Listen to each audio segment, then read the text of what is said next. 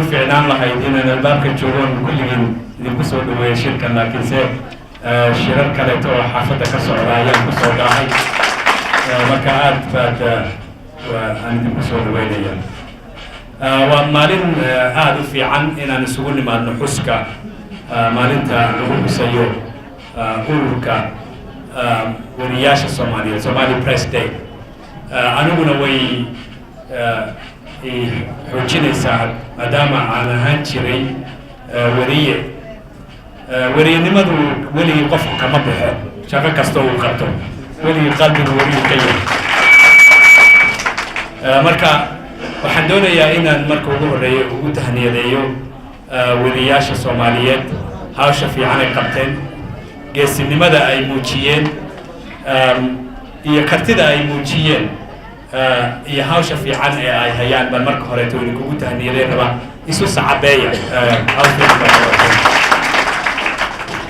waxa kale oo ugu tahniyadeenaya wariyaasha faraha badan ee Soomaaliyeed oo naftooda u huray in ay wax ka qoraan dhibaatooyinka iyo wacyiga Soomaaliya ka jira runtana ay sheegaan waxa kale oo uu tahniyadeynaya dadka faraha badan wariyaasha faraha badan ee ku dhaawacmay ayagoo hooshooda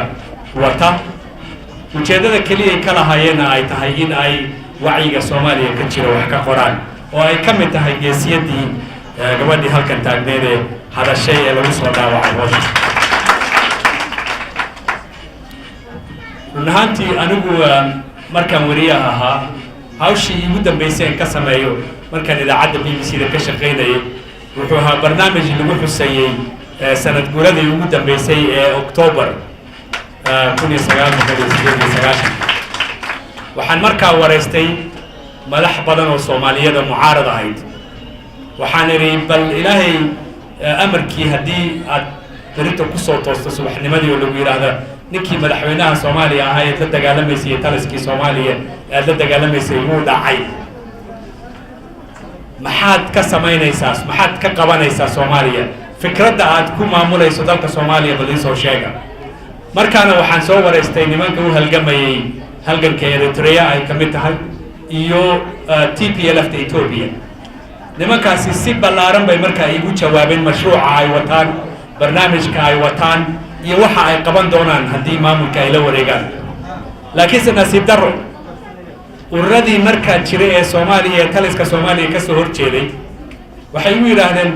anagu hadee siyaad barruun baan ka soo horjeednaa haduu meesha ka tago Soomaaliya baa ka tashan doonta aayatinkeeda macnaheedu waxaan markaas ogaaday inaanay jirin fikrad ka dambaysa mucaaradka Soomaaliyeed oo aan ahayn taliska inay ridaan waxay ka dambeeyeen way cadaatay oo waayo maanta waxaan joognaa 20 sano Soomaaliya dawlad lahayn dawlad adag oo wadankoodan haysata aan lahayn waa nasiib darro dib badanna dalka Soomaaliya dalkiina wuu burburay Soomaalida dhibaato fara badan baa ku dhacday colaad iyo abaar ayaa haysata wadanka marka inta badan anigu waxaan dadka Soomaaliyeed iraahdaa war binaadamka wuu iskhilaafa dadku way isdaafaan laakiin adduunyada oo dhan hal shay bay ku heshiiyeen hatta kuwa isugu nacab adduunka Koonfur Afrika nimankan cadaanka apartheidka maamuli jiray dad ka tala xun ama se ka dibnaama jira ilaahay ma abuuray intaasoo sana ay madaxa ka garaacayeen dadka madowga ee Koonfur Afrika maalin bay xukunka iska dhiibeen Koonfur Afrikana madow iyo cadaan waxay ku heshiiyeen inay wada noolaadaan oo danahooda qarannimadooda xoojiyaan dhulkoodana ay dhistaan Soomaaliya oo hal qoys oo isku af ah Soomaaliya oo hal qoys oo isku diin ah Soomaaliya oo hal qoys oo isku dhaqan ah maxaa u diiday 20 sano inay aayatinkooda ka tashadaan oo qarannimadooda soo ceshadaan oo si nabad iyo walaaltinimo ay u noolaadaan maxaa u diiday oo aan wada noolaano qaranka Kenya aan ilaalino maxaa Soomaali u diiday miyaanad ka xanuunsanaynin dibka dadka Soomaalida haysta miyaanad ka xanuunsanaynin dilka iyo rafaadka dalka Soomaaliyeed haysta miyaanad ka xanuunsanaynin meesha ay marayaan dumarka Soomaaliyeed iyo carruurta Soomaaliyeed dilka maalin kasta dhacaya miyaanay meel laba inaba qarannimada Soomaaliyeed aanan u daqanaynin maxaa dhacay ma bini'aadamnimadii baan ka baxnay marka waxaan ka codsanayaa oo ugu tahniyadeynayaa wariyaasha hawsha fiican ee haysaan sida aad u xoojiseen midnimada Soomaaliyeed sida aad maanta u muujiseen waan idinku tahniyadeynayaa hadda madaxda nala joogtana waxaan oranayaa hadde ka soo fikiraya oo ka soo shaqeeya ismaqal kala dambeys iyadoo wada jir bay dadku wax ku qabsadaan marka ismaqla kala dambeeya wada jirna wax u qabsada waxaan ilaahay idin rajaynayaa inuu aan mar dambe halkan anagu isugu nimaadno shirkan oo kaleeta ah Soomaaliya oo midaysan oo mid ah oo wada jirta gudoomiyaha ururka wuxuu iga codsaday hal shay oo aad u sahlan ururka ummadaha midoobay ee qaxootiga qaabilsan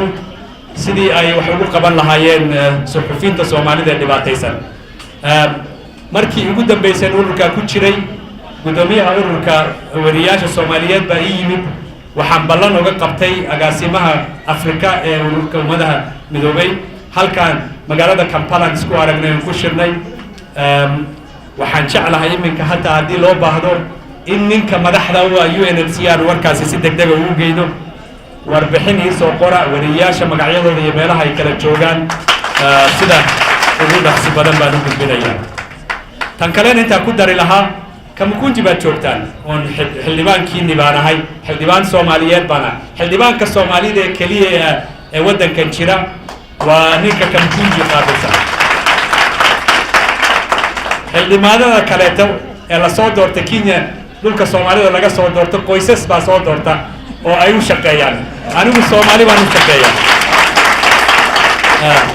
marka xafiiskaygan uu idin furan yahay wixii horumarkiina wixii dhibaato ee xallin aad u baahantiin diyaar baan u ahay iga soo wargeliya dhibaatooyinka idin haysta wixii horumar gaartaan hadday iga soo qaybgeliya